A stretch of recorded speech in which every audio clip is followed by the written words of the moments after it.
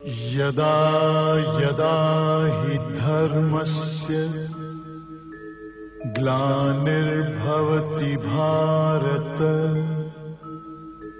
अभ्युत्थानम् अधर्मस्य तदात्मानं सृजाम्यहम् परित्राणाय साधूनां विनाशाय च दुष्कृतां धर्म संस्थापनार्थाय संभवामि युगे युगे।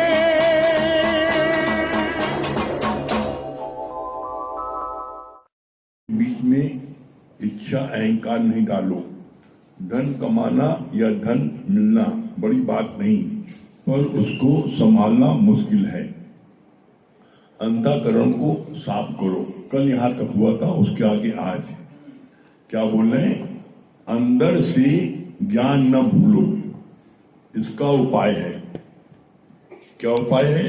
हर वक्त गुरु के प्रेम को, उसके शुक्राने को याद करो, नहीं तो अहंकार पीठ पर ही बैठा है, 1 मिनट में आ जाता है। चौकीदार दरवाजे से हटाओ नहीं तो चोरी हो जाएगी। ये 4 लाइन बची थी 18वें श्लोक की। क्या बोल रहे हैं?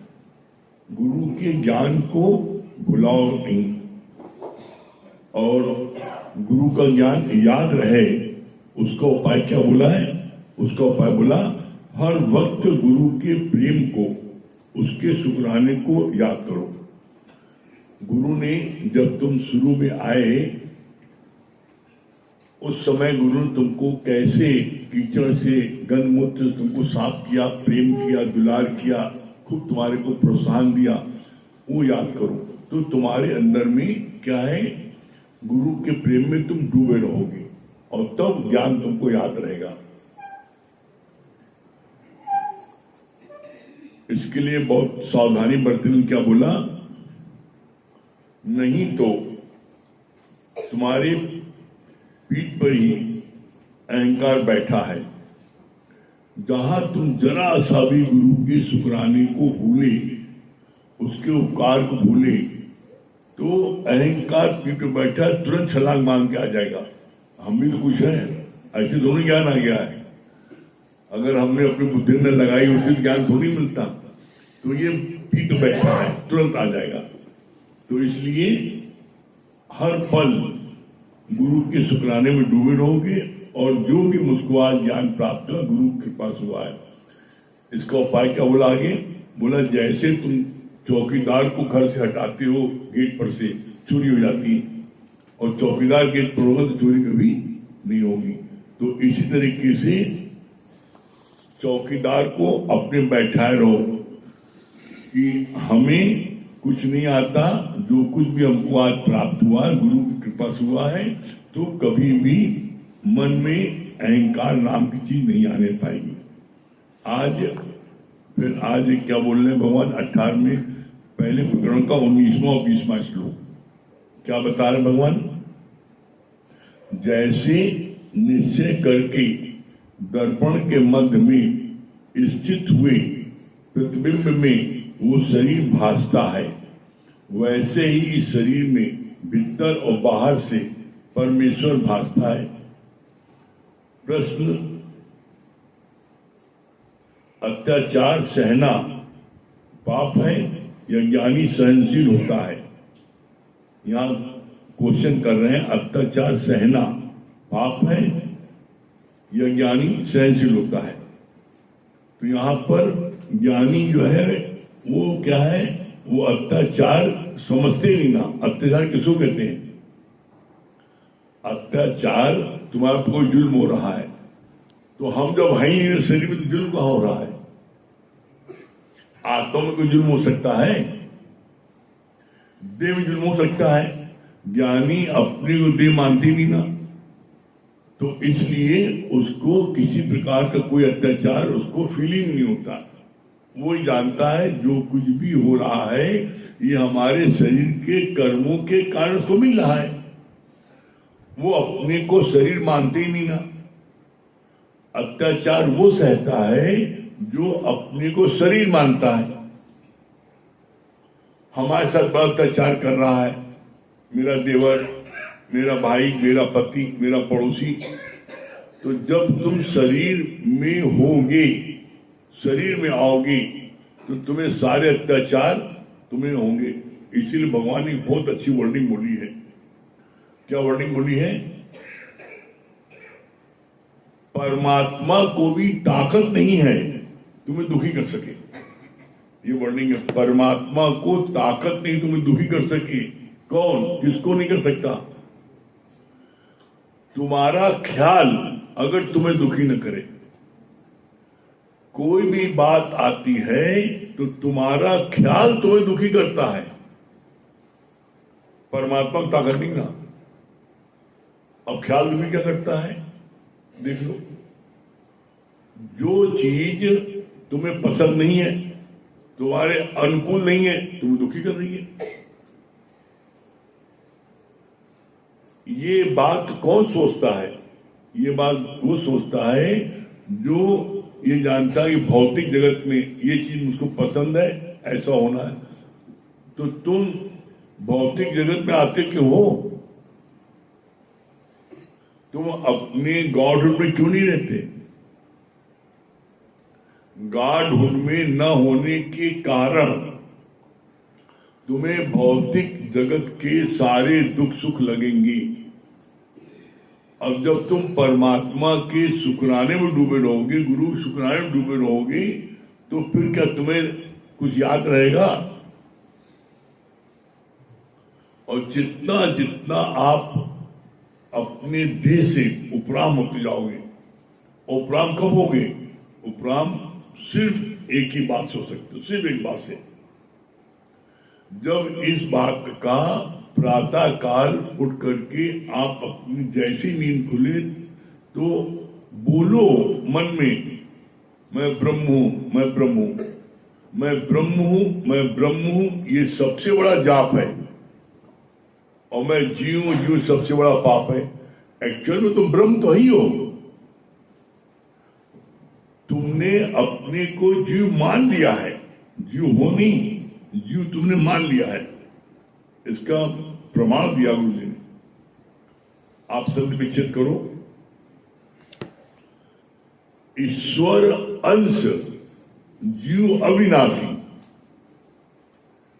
ईश्वर का अंश जो जीव है, जो अविनाशी है, वो मैं हूं। आप कौन हो? I am son of God. तो जब तुम परमात्मा के बेटे हो तो तुम कौन है? मनुष्य का बेटा मनुष्य, शेर का बेटा शेर, बकरी का बेटा बकरी। जब तुम भगवान के बेटे हो तो भगवान ही होगे। You are son of God. तुम अपने को मान लेते हो, I am son of so and so. हमारे पापा का नाम ये है, हमारी मम्मी का नाम ये। तुम मान लेते हो जीव, तुम जीव का वर्णन करते हो। तो इसके लिए हम हर समय अपने देह से उत्पन्न हुए माँ बाप का नाम क्यों लेते हैं? क्यों? क्योंकि हम उसी जीव भाव में पल रहे हैं, बढ़ रहे हैं, उनका संग कर रहे हैं, अभी उनका साथ नहीं छोड़ रहे हैं।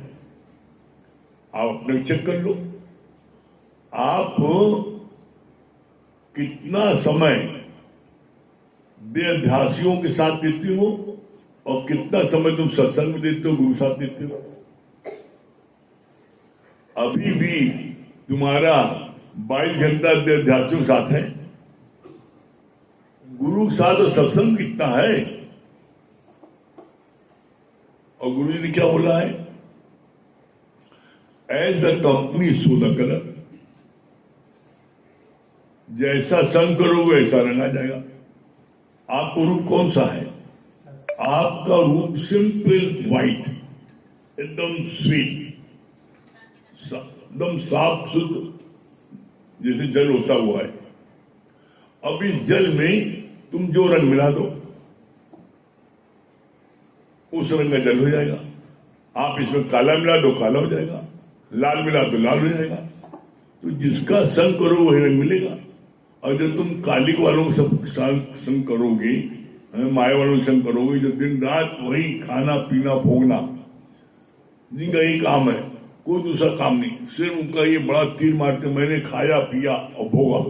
अरे तुमने खाया पिया भोगा तो तिनका पशु समान, खाना पीना भोगना तिनका पशु समान। अगर तुमने भी खाया पिया भोगा और 2-4 बच्चे पैदा कर दिए तो तुम तो जानवर से बदतर हो।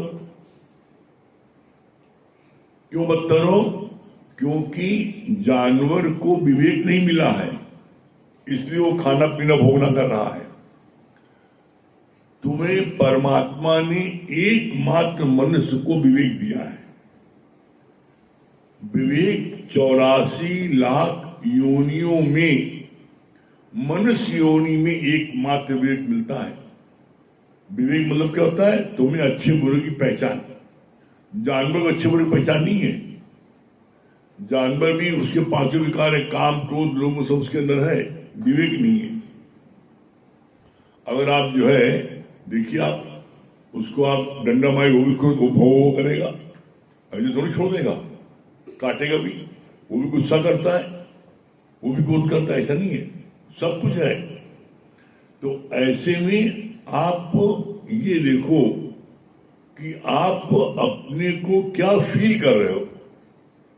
जब आप गुरु का संग करोगे, सत्संग का संग करोगे, गुरु के वचनों का चिंतन मनन करोगे, तो हर समय आप फील करो मैं वो आई एम दैट। और हर समय आप पूरा पूरी खिलाओगे पिलाओगे, हाय मेरा पोता है, मेरी पोती, हाय मेरा बिटुआ, उसी पर चलोगे। आज तक इस पूरे ब्रह्मांड में किसी बेटे ने, बेटी ने, पोते ने, पोती ने नाम किया है? हमारा नाम कौन उजागर गिरी? आप बताओ। विवेकानंद ने शादी नहीं की, उनका नाम उजागर भैया है? प्रमला भगवान ने शादी नहीं की, उनका नाम उजागर भैया? पूरे विश्व में कौन नहीं जानता? विवेकानंद कौन नहीं जानता? तो बोला नाम उजागर तुम्हारा होगा तुम्हारे कर्मों से। तुमने कर्म क्या किया? बहुत अच्छी बात बोली गुरु जी ने। दुनिया वाले सच को बताकर तुम्हें प्रभावित करते हैं। सच बताते हैं, सच जो दिख रहा सब सच है, जो दिख रहा है वो बताते हैं सच है। और सच को तुम सलाम करके खूब पैसा भी दे देते हो, खूब पैसा वसूल लेते हैं। वो सच को बता के प्रभावित कर लेते हैं। दुनिया में एक सदगुरु के अलावा सत्य कोई नहीं बताता। सत्य 4 चीजें हैं, धर्म अर्थ काम मोक्ष।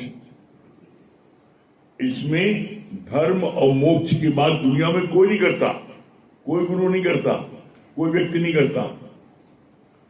हर व्यक्ति अर्थ की और काम की बात करता है।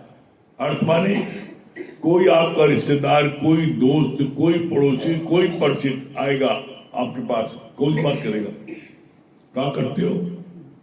नौकरी करते हो? कितनी तनख्वाह है? कितनी ऊपरी तनख्वाह मिल पा जाते हो? कितनी आमदनी है?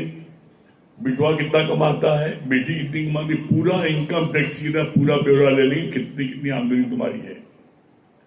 और जब ये पूरा बता दोगे, कोई टॉपिक नहीं बची, तब दूसरा टॉपिक आ जाएगा, शादी तो की हो, लड़के बच्चे हैं, और तुमने कह दिया यहाँ 3 बिटियां हैं, तो इतनी लंबी गई सांस देगा मारे में उसकी बिटिया हो। 3 बिटियां, आए बाप रे, 50 लाख 1.5 करोड़ रखे हो, और जाओ सत्संग, जाओ मरो, जाओ सत्संग में। अब बिटिया की शादी कौन कराई? देखो यहाँ गुरु जी ने क्या बोला, 1.5 रुपए नहीं हो तुम्हारे पास और तुम सत्संग आते हो, तो तुम्हारी बिटिया का तुमसे मांग के हाथ ले जाएगा आदमी। और यहाँ एक में कितने ऐसे हुए हैं, बिटिया का हाथ लड़का वाला मांग आता है जो सत्संग में आ जाता है। गुरु ने बोला है जो पैसा मांगे भूल के मत भीख मंगा है। एक तुम अपनी बिटिया दे रहे हो, ऊपर से भीख मांग रहा हो, भूल के मत देना, सारी जिंदगी तुम्हें नोचेगा वो। जो पैसा रुपए मांगता है भूल के उसका लड़की मत देना। तुम सत्संग में गुरु कार्य में लगोगे, तुम्हारी बेटी को लोग बहुत ही रिस्पेक्ट से हाथ मांगेंगे और ले जाएंगे और उसको राइंडर रखेंगे। इसीलिए कहा जाता है सतगुरु तेरी नौकरी सबसे बढ़िया और सबसे खरी है, और तनख्वाह भी कोई कम नहीं। आगे क्या बोला भक्त ने, न मिले तो कोई गम भी नहीं, तनख्वाह न मिले कोई गम नहीं। क्यों? गुरु के कार्य में कोई तनख्वाह न लो तब भी बिना मांगे 5 चीजें तुम्हारी झोली में ऑटोमेटिक आ जाती है। गुरु के कार्य को करो तो 5 चीजें और आ जाती है। कौन 5 चीजें हैं? आनंद, शांति, संतोष, प्रफुल्लता, पॉजिटिव थिंकिंग। निगेटिव थिंकिंग आपसे गायब हो जाती है। गुरु के कार्य में लग जाओ, ये 5 चीजें, और ये 5 चीजें दुनिया के किसी प्लेटफॉर्म में नहीं मिलती। आपको धन दौलत मिल जाएगा, हीरे मोती मिल जाएंगे, लेकिन ये 5 चीजें दुनिया के किसी दुकान में नहीं मिलेगी। आनंद, शांति, संतोष, प्रफुल्लता, पॉजिटिव थिंकिंग।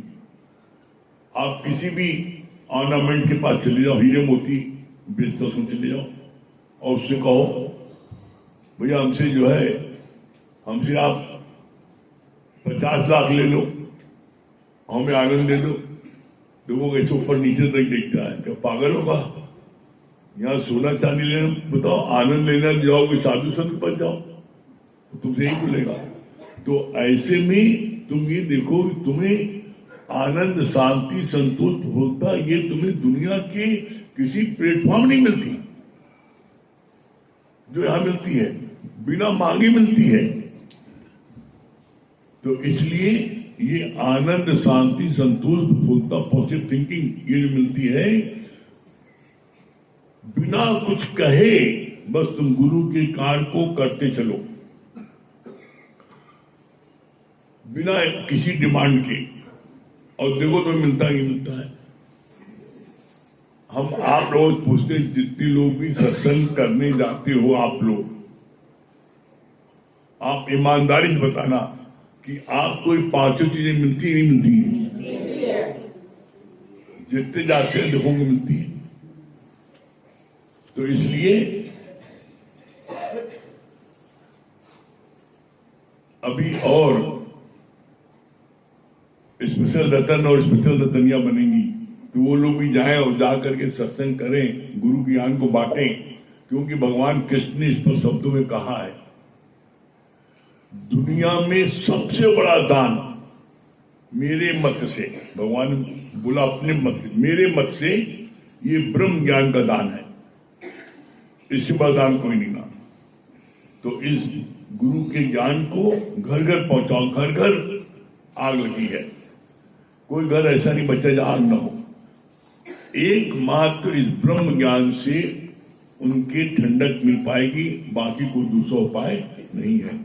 तो इसलिए आप लोग घर घर जाकर के ज्ञान को बांटोगे। Very good.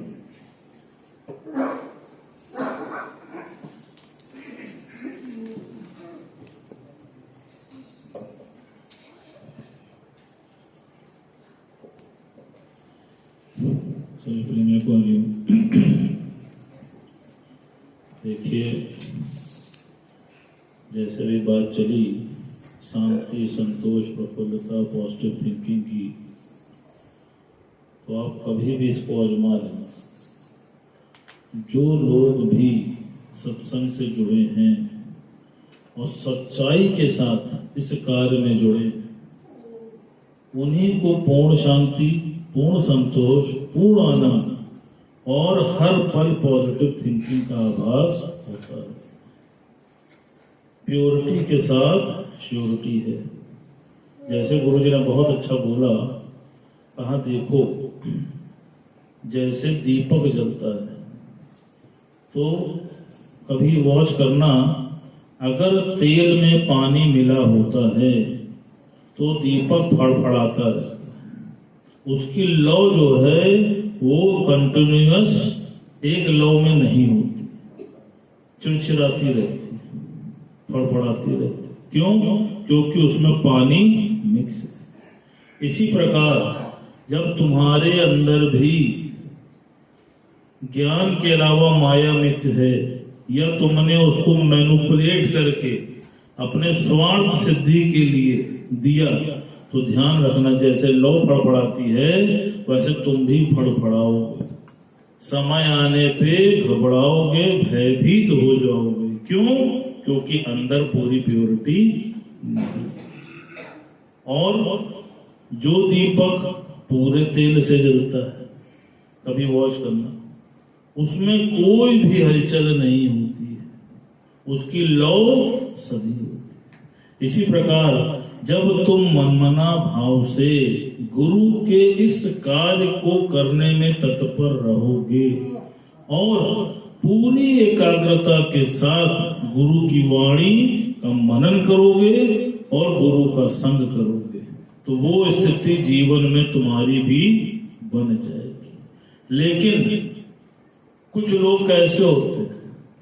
वो होते हैं संतों में सम्मुख और पंचों में पंचमुख।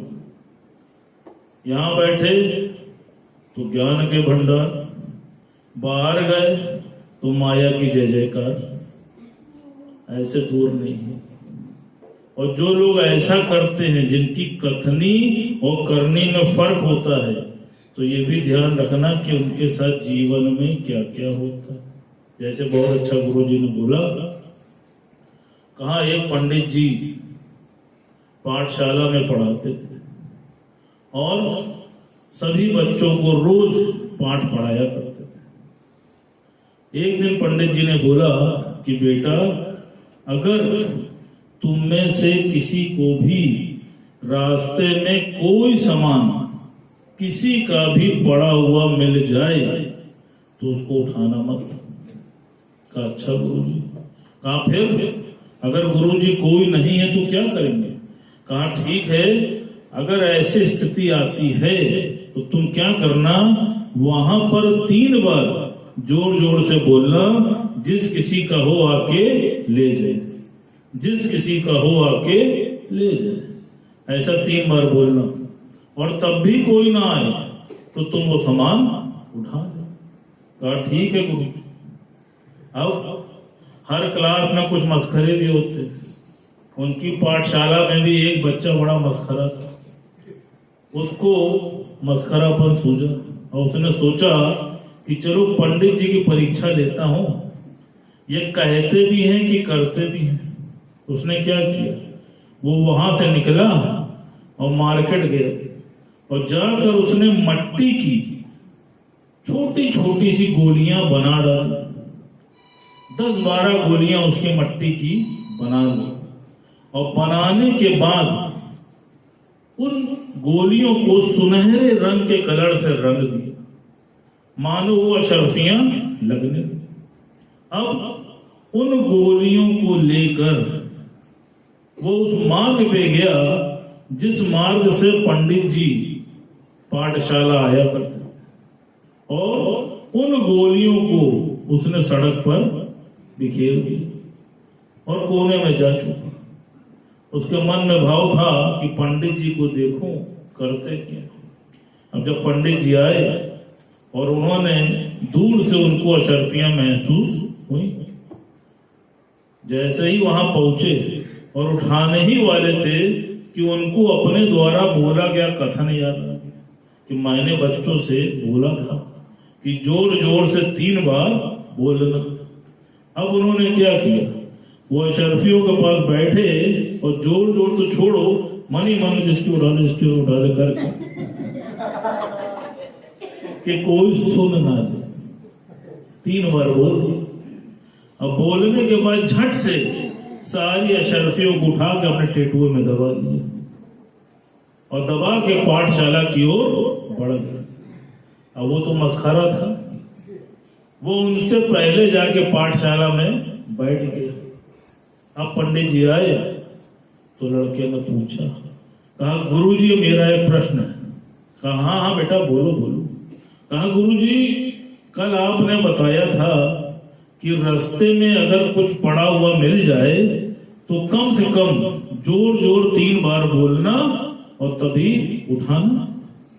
अगर मान लीजिए कि मुझको रास्ते में पड़ी हुई अशरफियां मिल जाए और मैं जोर जोर ना बोलूं और उठा के धर लूं तो ऐसी स्थिति में क्या होगा? कहा कुछ नहीं होगा, वो सब मट्टी होगी। अब पंडित जी जब अपने घर पहुंचे और उन्होंने टेटुए से अशरफी को निकाला तो क्या हो गया? अब सवाल तुम्हारे पास है, अशरफी चाहते हो कि मट्टी चाहते हो? बताओ क्या चाहते? इधर वाली पार्टी नहीं बोल रही, लग रहा ज्यादा लोड दे दी।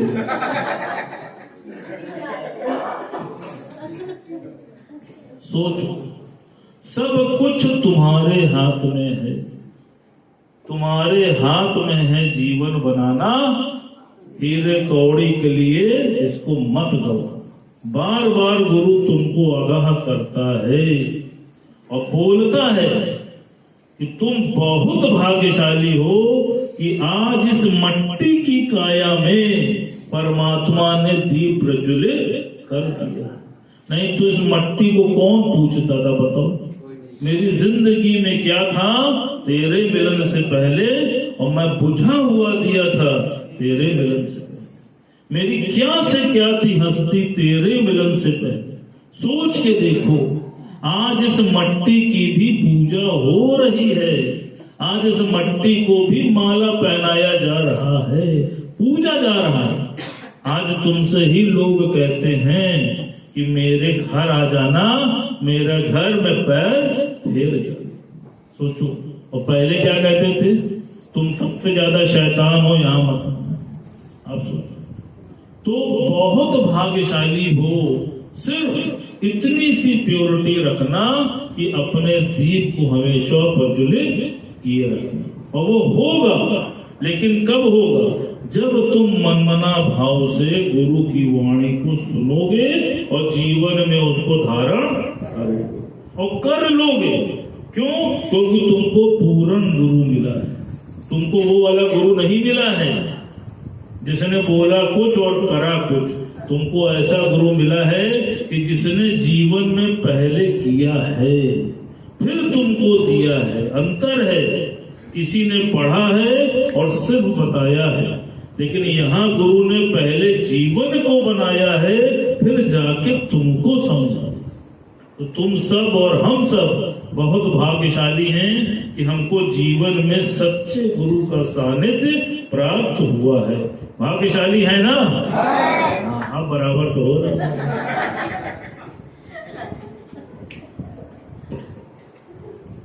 अच्छा, पति भी इसलिए जोर से चिल्ला रहे हैं कि यहाँ पत्नियां खुश हैं हमारी।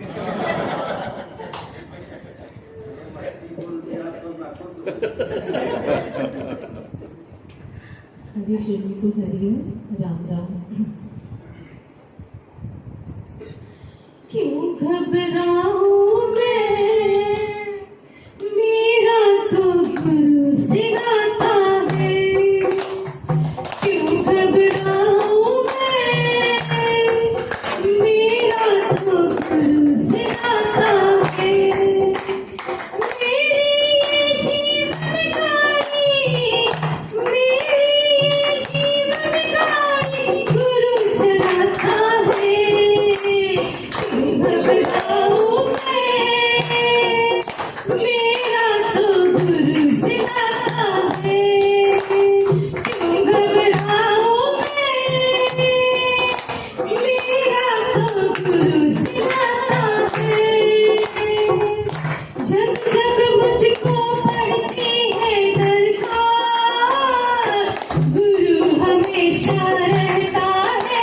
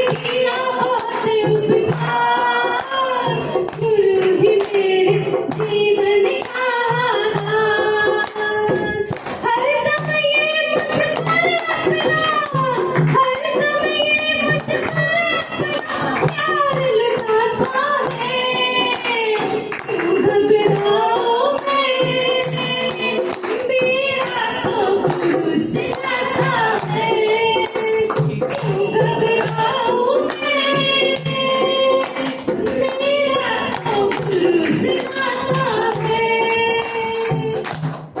दुख के बादल जब जब मंडराते, गुरु नाम लेते ही छुट जाते। दुख के बादल जब जब मंडराते, गुरु नाम लेते ही छुट जाते। बाल विवाह होना कर पाते, कभी दोबारा नजर नहीं आते। बाल विवाह होना कर पाते, कभी दोबारा नजर नहीं आते। संकट आने से पहले, संकट आने से पहले गुरु आता है।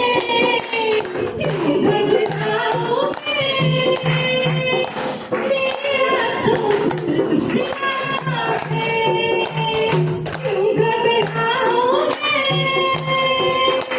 मेरा तो गुरु सिखाता है। मेरे मन में आता जो भी ख्याल, गुरु पे रास्ता करता है तत्काल। मेरे मन में आता जो भी ख्याल, गुरु पे रास्ता करता है तत्काल। हर पल मुझको यही रहा सवाल, गुरु के पास मैं हूँ मालामाल। हर पल मुझको यही रहा सवाल, गुरु के पास मैं हूँ मालामाल। जिसके लायक ही नहीं मैं, जिसके लायक ही नहीं मैं, वो मिल जाता है। क्यों घबराओगे, मेरा तो गुरु सिखाता है। क्यों घबराओगे, मेरा तो गुरु सिखाता है। गुरु भरोसे मैं निश्चिंत हूँ, क्योंकि मैं तो गुरु पे आश्रित हूँ। गुरु भरोसे मैं निश्चिंत हूँ, क्योंकि मैं तो गुरु पे आश्रित हूँ। गुरु चरण में पूर्ण समर्पित हूँ, इसीलिए मैं सदा सुरक्षित हूँ। गुरु चरण में पूर्ण समर्पित हूँ, इसीलिए मैं सदा सुरक्षित हूँ। जी भर के भक्तों को ये, जी भर के भक्तों को ये प्यार लगाता है।